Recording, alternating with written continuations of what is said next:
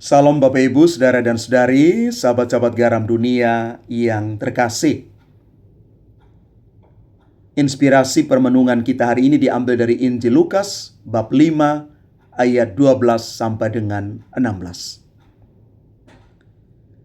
Pada suatu kali Yesus berada dalam sebuah kota. Di situ ada seorang yang penuh kusta. Ketika ia melihat Yesus, tersungkurlah ia dan memohon, "Tuan, jika Tuan mau, Tuan dapat mentahirkan aku." Lalu Yesus mengulurkan tangannya, menjamah orang itu dan berkata, "Aku mau, jadilah engkau tahir." Seketika itu, lenyaplah penyakit kustanya. Yesus melarang orang itu memberitahukannya kepada siapapun juga dan berkata, "Pergilah, perlihatkanlah dirimu kepada imam dan persembahkanlah untuk pentahiranmu persembahan seperti yang diperintahkan Musa sebagai bukti bagi mereka."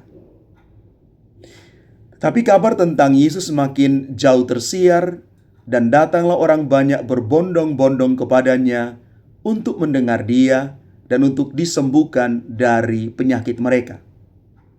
Akan tetapi, ia mengundurkan diri ke tempat-tempat yang sunyi dan berdoa.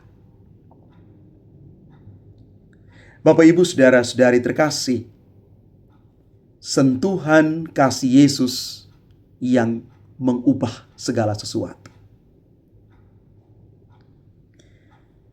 Kisah penyembuhan orang kusta ini penuh dengan inspirasi yang mendalam tentang kasih Allah yang tidak terbatas, iman yang sederhana namun kuat, dan kebutuhan akan pribadi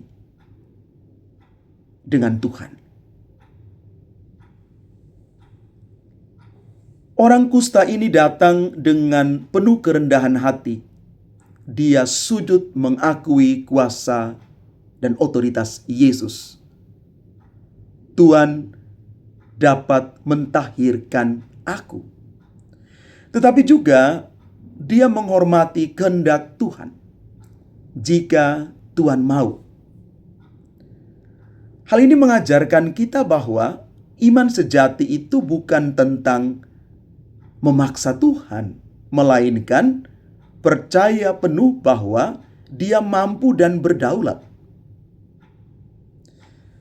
Dalam hidup kita yang penuh juga dengan kusta rohani, entah itu dosa, luka-luka batin, rasa bersalah, atau keterpisahan dari Allah, kita diajak datang kepada Yesus apa adanya, tanpa pura-pura, tanpa kepalsuan dan kemunafikan, dan katakan, "Tuhan, jika Engkau mau, Engkau dapat menyembuhkan aku."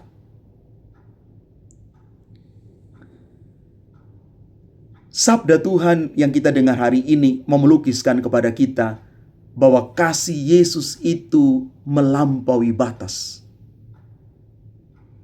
Pada zaman itu, orang kusta dianggap najis dan harus diasingkan.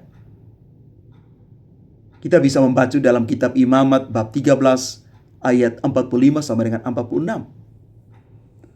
Tidak seorang pun boleh menyentuh si kusta, karena akan menjadi najis ketika orang menyentuh dia.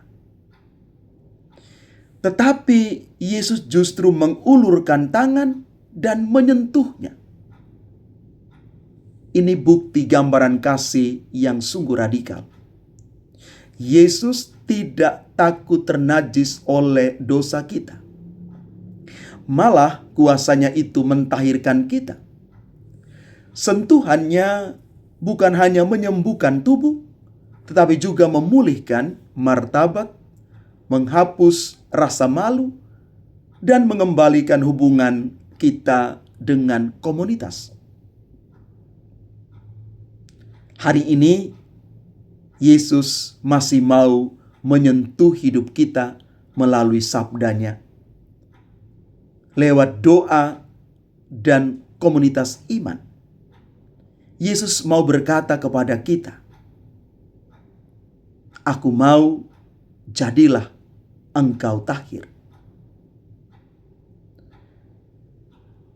Yesus juga mengajak si kusta yang sudah disembuhkan itu untuk menjadi orang yang taat dan bijak dalam kesaksian hidup selanjutnya. Yesus menyuruh orang itu taat pada hukum Taurat. Dia harus pergi kepada imam untuk dinyatakan bahwa dia tahir secara resmi. Ini menunjukkan bahwa penyembuhan dari Tuhan tidak bertentangan dengan ketaatan pada otoritas yang ada. Meski orang itu mungkin ingin langsung bersaksi, Yesus mengajarkan kesaksian yang lebih bijaksana, bukan sensasional, tetapi yang membawa kemuliaan bagi Allah dan bukti nyata.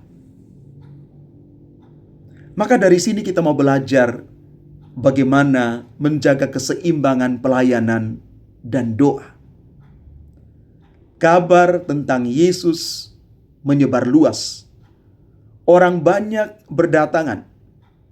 Pelayanannya makin sibuk. Yesus makin dikenal.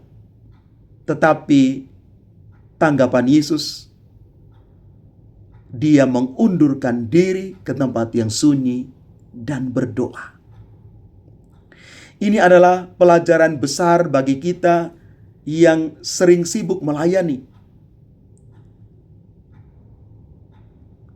Tanpa waktu pribadi dengan Bapa, dengan Tuhan, maka pelayanan kita akan kehabisan kuasa itu.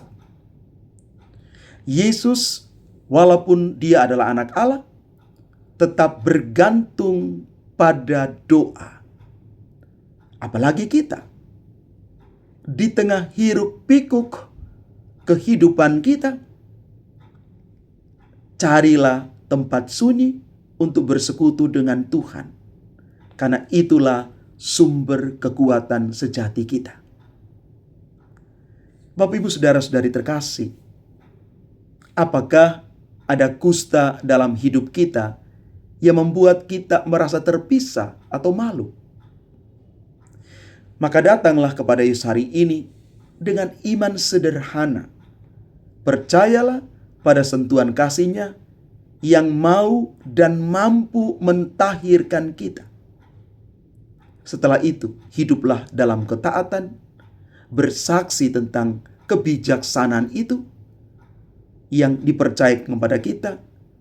Bersaksilah dan jangan lupa, setiap hari mari kita mengisi ulang hidup rohani kita melalui doa-doa pribadi kita, melalui sabda Tuhan, lewat Ekaristi Kudus.